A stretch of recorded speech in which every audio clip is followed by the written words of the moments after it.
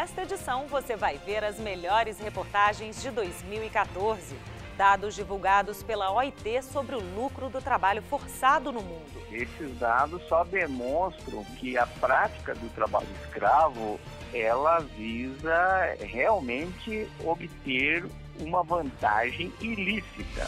MPT combate a pejotização, principalmente na área da saúde. Nós temos muitas ações propostas em face de grandes hospitais e clínicas médicas, questionando justamente esse boom da pejotização. E na agenda cultural, você confere o premiado filme O Balãozinho Azul. Balãozinho, se esconde que eu vou contar, tá? 1, 2, 3, 4. Não saia daí, o programa de hoje está só começando. Olá, eu sou a Marcela Buzelin e você está assistindo ao Trabalho Legal, programa do Ministério Público do Trabalho em parceria com a Associação Nacional dos Procuradores do Trabalho.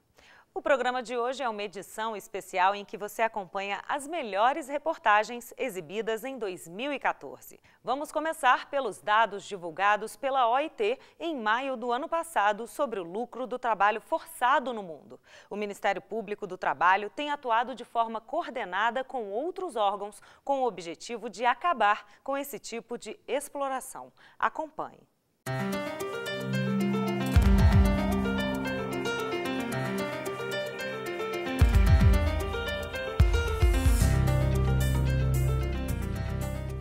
150 bilhões de dólares. Esse é o lucro das empresas que exploram o trabalho escravo em todo o mundo. Empresas privadas são as líderes em exploração do trabalho escravo e são responsáveis por 90% desse total. De acordo com o relatório da OIT, cerca de 21 milhões de pessoas se encontram em situação de trabalho forçado. Já no Brasil, segundo a Comissão Pastoral da Terra, em 2012 foram registrados 189 casos, número que subiu para 197 em 2013. Já o número de trabalhadores envolvidos teve queda. Foram 3.680 em 2012 contra 2.874 no ano passado. Esses dados só demonstram que a prática do trabalho escravo, ela visa realmente obter uma vantagem ilícita, né? Essa vantagem à custa de sonegação de direitos, né, dos direitos mais básicos dos trabalhadores. Nós temos atuado de uma forma coordenada com os demais parceiros. O MTE, as polícias, né? Porque o Ministério Público do Trabalho sozinho, o Ministério do Trabalho e Emprego sozinho, as polícias sozinhas ou os outros órgãos, eles não vamos conseguir combater efetivamente essa chaga. Tem que ser uma conjugação de forças. E, nesse sentido, o Ministério Público do Trabalho vem fazendo. A emenda constitucional do trabalho escravo, promulgada recentemente pelo Congresso Nacional, prevê que donos de propriedades onde for encontrado trabalho escravo perderão o bem imóvel, rural ou urbano, sem direito à indenização. Mas, para entrar em vigor, ela ainda precisa ser regulamentada para que haja uma definição sobre o que vai ser considerado trabalho escravo e como se dará a expropriação de bens. Precisamos, primeiramente, pontuar a questão. Primeira delas, a PEC, ela já era para estar inserida no ordenamento jurídico pátrio há muito tempo. O segundo ponto, de fato, a norma ela é apenas programática. Ela precisa de uma regulamentação quanto à forma da expropriação. Como é que se vai se processar? Para o procurador, não há necessidade de uma definição de trabalho escravo por parte do Legislativo, já que o Código Penal trata do tema. Terceira questão importante, o conceito de trabalho escravo já existe e está no Código Penal, né? No artigo 149, está lá de forma muito cristalina, não precisa de uma lei nova dizer o que é trabalho escravo. Mesmo sem regulamentação, a PEC já traz impactos positivos. Sem sombra de dúvida, ela já está tendo. Me parece, nas operações do dia a dia aí, notícias já estão chegando a nós, dizendo que os produtores estão muito preocupados com as condições em que eles estão alojando seus trabalhadores. Né? Estão procurando já não praticar qualquer ato ou submeter trabalhador à condição que leve à perda da propriedade por expropriação. Quer dizer, a própria norma em si, ela já está causando positivamente um sentimento, de que ela veio para ficar, para valer.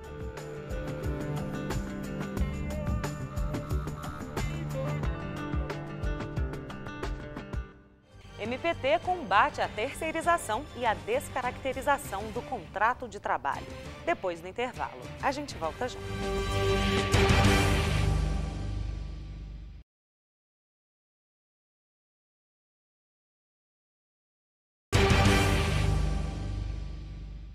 É cada vez mais comum ver empresas contratando pessoas físicas como se fossem pessoas jurídicas, principalmente na área médica. A prática, conhecida como pejotização, é considerada terceirização ilegal.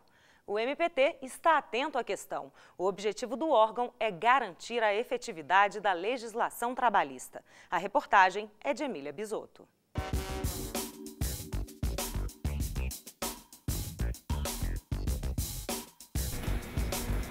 A pejotização é um termo que ainda é pouco conhecido, mas que tem se feito presente em várias áreas profissionais. A expressão vem da junção das letras iniciais de pessoa jurídica e é utilizada para designar uma situação onde há contratação de pessoas físicas como se fossem empresas, prática considerada terceirização ilegal. O Ministério Público do Trabalho vem combatendo o fenômeno com ações relevantes, principalmente na área da saúde. Nós temos muitas ações propostas em face de grandes hospitais e clínicas médicas, questionando justamente esse boom da pejotização, ou seja, a troca de profissionais que deveriam ser empregados, contratados como empregados e são contratados como pessoas jurídicas. Isso é uma forma de burlar a legislação trabalhista, previdenciária e fiscal. O empregado se sente atraído por achar a proposta mais vantajosa financeiramente e o empregador opta por esse tipo de contratação para fugir dos encargos trabalhistas. Nós temos duas situações.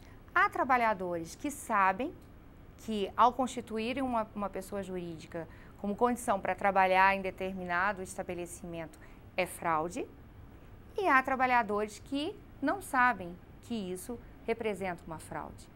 O trabalhador, em verdade, quando ele recebe essa proposta, essa condição de constituir uma PJ, a primeira coisa que ele pensa é se inserir no mercado, né?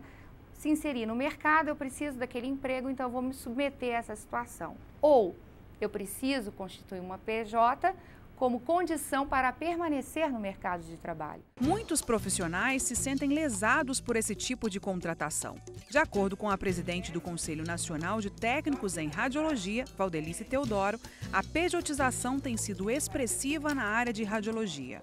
O CONTER recebe muitos e-mails, muitas reclamações que os profissionais encaminham aqui para o CONTER, reclamando do excesso de carga horária, o salário deles, que dentro dessa pejotização tem sido abalado, né? Além dos direitos trabalhistas que eles perdem. O Paulo é técnico em radiologia e teve que ceder à contratação de pessoa jurídica para conseguir entrar no mercado de trabalho. Bem, a minha trajetória em radiologia, eu tenho 10 anos formado nessa área. Dos 10 anos, 2 eu fiquei fora, tentando entrar no mercado como pessoa física. No entanto, não conseguindo, eu tive que me render à pessoa jurídica. O trabalhador, quando ele é contratado como pessoa jurídica em fraude, né, quando ele realmente não é uma pessoa jurídica, e sim ele está sob o rótulo de pessoa jurídica, porque ele é um verdadeiro empregado, ele perde todos os direitos trabalhistas previstos tanto na Constituição da República como na CLT e na legislação trabalhista esparsa. Vou mencionar alguns exemplos: FGTS, férias, 13º e vários outros benefícios. A pejotização ilegal traz prejuízo direto para a sociedade. Contribuições que poderiam ser convertidas em serviços para a população acabam não sendo recolhidas. Um exemplo dado pela procuradora é o recolhimento do FGTS.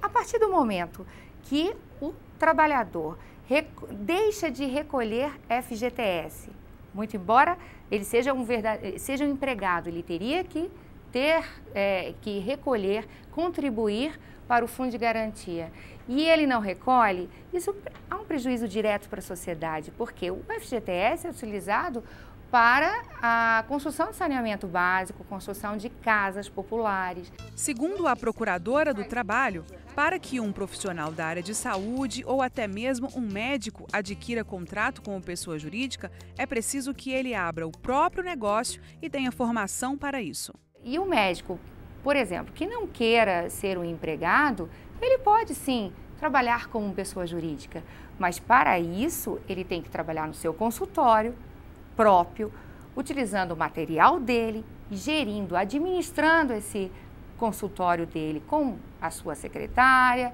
com o seu corpo clínico. Então, ele passa a ser uma pessoa jurídica verdadeira. O curso de medicina em si, nem a residência médica, eles não abordam esse tema de gestão de clínica. Então, eu tive que buscar um conhecimento extra no curso que eu fiz de gestão de clínicas na área de saúde, e apoiado ainda, eles abordam a parte de consultoria, então, em várias áreas. Então, para poder abrir essa empresa de uma forma mais correta.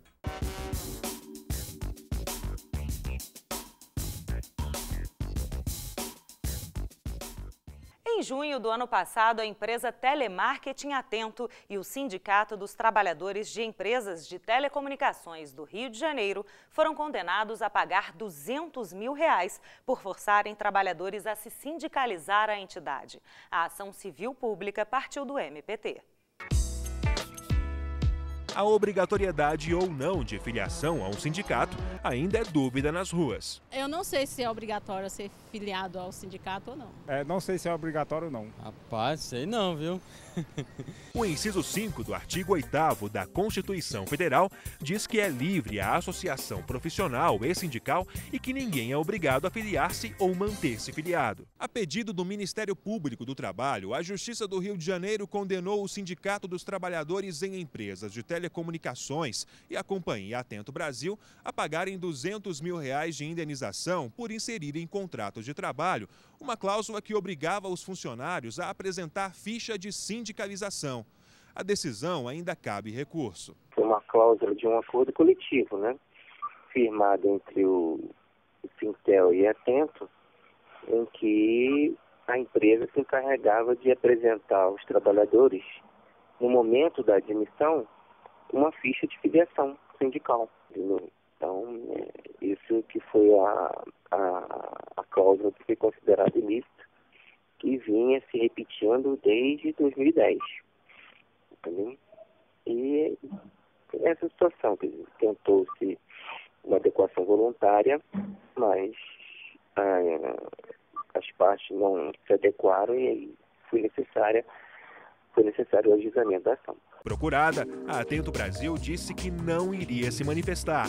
As fraudes na área sindical são combatidas pelo Ministério Público do Trabalho por meio da Coordenadoria Nacional de Promoção da Liberdade Sindical, a CONALES. Nós da Coordenadoria de Promoção da Liberdade Sindical temos atuado muito em respeito a essa liberdade, tanto individual, dos trabalhadores de se filiarem, quanto coletivo dos sindicatos de se auto-organizarem, respeitados os limites legais, que também existem muitas irregularidades praticadas por dirigentes sindicais. A seguir, entrevista exclusiva com Fauston da Silva, diretor do premiado filme O Balãozinho Azul. O intervalo é rapidinho, a gente volta já.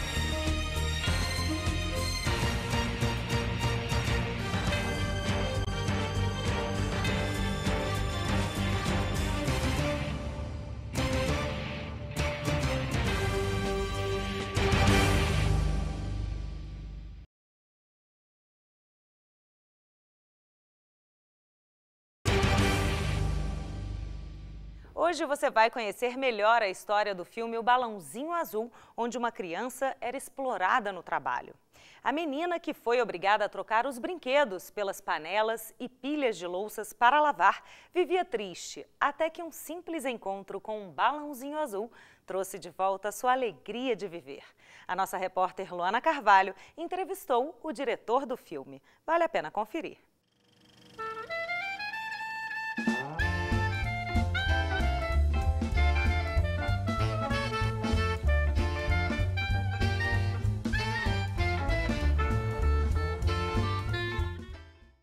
Eu vou conversar com o Fauston da Silva, que é roteirista, diretor e produtor do curta-metragem O Balãozinho Azul. O filme conta a história de uma criança que foi explorada no trabalho infantil.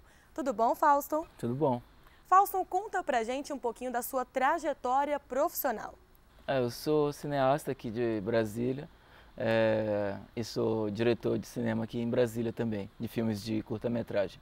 Okay, você já produziu vários filmes, conta um pouquinho pra gente. Eu já produzi em torno de 10 curtas-metragens com temas diversos, né? Sempre feitos principalmente aqui na periferia de Brasília. E da onde surgiu a ideia de fazer esse curta-metragem, né? Ele foi baseado em alguma obra? O Balãozinho Azul é um filme que é baseado num filme francês de 1956 chamado Le Ballon Rouge, de Albert Lamorisse. O Albert Lamorisse ele fez um filme que era um filme lúdico sobre infância e que tinha um elemento mágico do balão vermelho ali numa Paris acinzentada após a Segunda Guerra Mundial.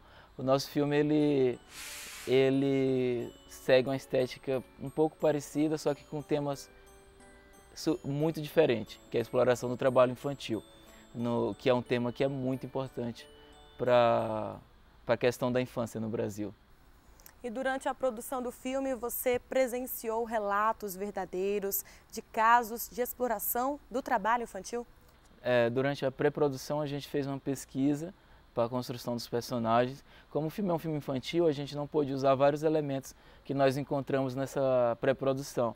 Mas haviam relatos assim tenebrosos de crianças com marca no corpo de colher quente, crianças que dormiam em casinha de cachorro, crianças que tinham que comer comida queimada porque como não sabiam cozinhar, para as famílias que as exploravam, se queimasse a comida, tinha que comer aquela comida até ela acabar.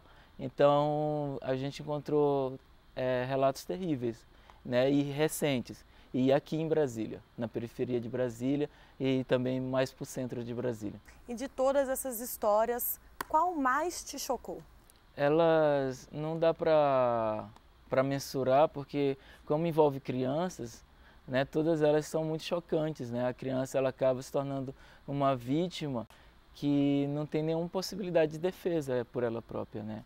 Então todas elas são muito chocantes e quanto mais se tomar consciência disso através de, por exemplo, o programa aqui da TV Justiça, mas quem tem que ter responsabilidade a respeito desse problema deve agir, que são os adultos, né? É um problema de adulto e a vítima são as crianças. E você já chegou a ser premiado com esse curta-metragem? Ele estreou aqui no Festival de Brasília de Cinema, né, em 2013. Nesse festival ele ganhou melhor filme pelo júri oficial e ganhou melhor filme pelo júri do público também. Então a gente ganhou os 2 principais prêmios da Amostra de Brasília, né, de cinema. Aproveitando que estamos em uma sala de cinema e que a gente já falou bastante sobre o filme, vamos assistir um pouquinho? Vamos. Então vamos assistir.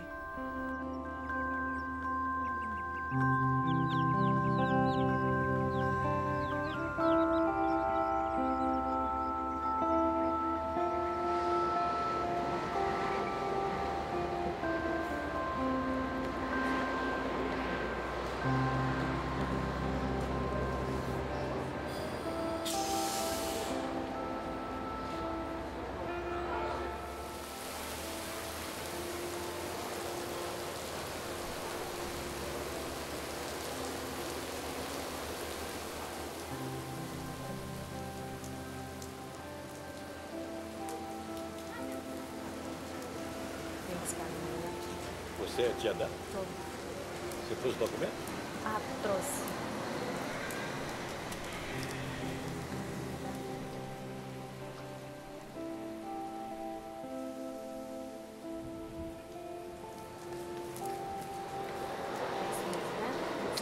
Vamos, mano.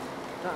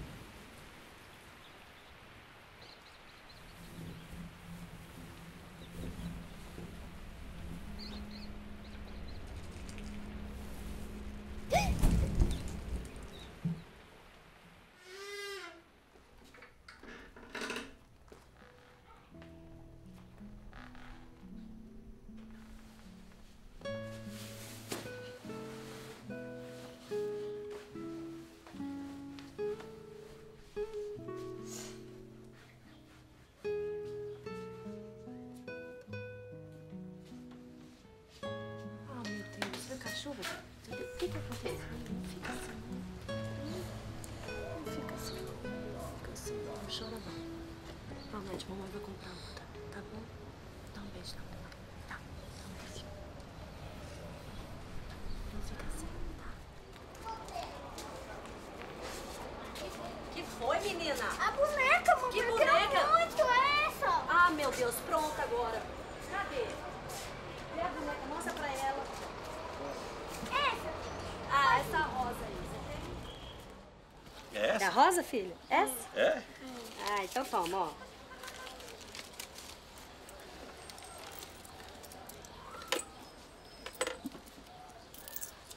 Gostou?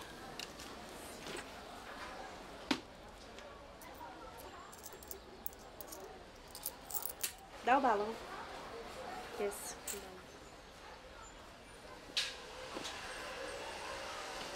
Tá bom mesmo esse.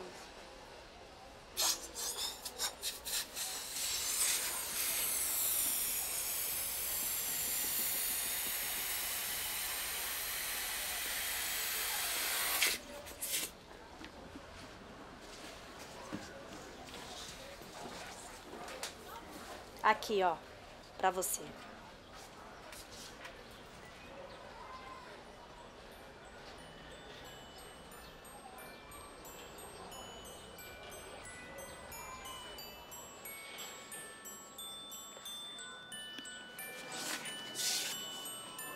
Que isso, menina? Bora.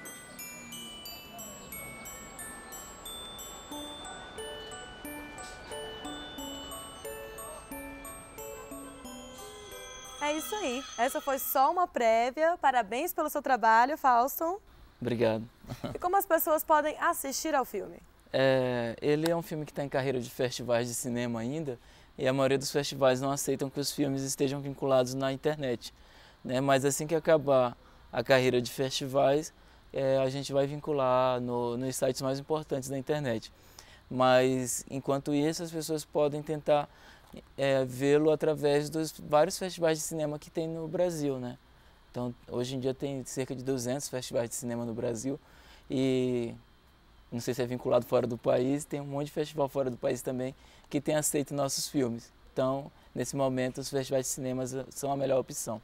E tem algum contato para que o público possa falar com você? Quem quiser alguma informação a respeito desse filme ou de outros filmes que a gente tem feito, pode mandar um e-mail para a gente, fauston, fauston1, @bol.com.br. É isso aí, sucesso para você e obrigada pela sua participação aqui no nosso programa. Obrigado vocês pela atenção a esse tema. Obrigada, Luane. Parabéns, Fauston Silva, pelo trabalho. É lindo ver artistas como você desempenhando um papel tão importante de conscientizar a sociedade por meio da arte. Lembrando que você também pode participar do nosso programa pelo e-mail trabalholegal.pautas@gmail.com. E vale a pena conhecer um pouco mais sobre o Ministério Público do Trabalho acessando www.mpt.gov.br e também o Facebook ou o canal do YouTube. O programa de hoje fica por aqui. Muito obrigada pela sua companhia. A gente se despede com imagens do filme O Balãozinho Azul. Tchau!